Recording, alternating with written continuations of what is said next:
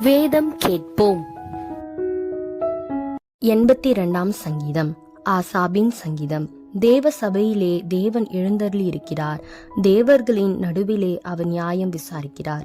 எதுவரைக்கும் நீங்கள் அநியாய தீர்ப்பு செய்து துன்மார்க்கருக்கு முகதாட்சிணியம் பண்ணுவீர்கள்?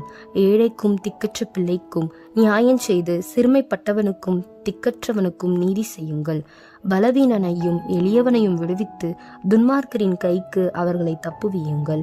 அறியாமலும் உணராமலும் இருக்கிறார்கள், அந்தகாரத்திலே நடக்கிறார்கள். தேசத்தின் அஸ்திபாரங்கள் எல்லாம் அசைகிறது.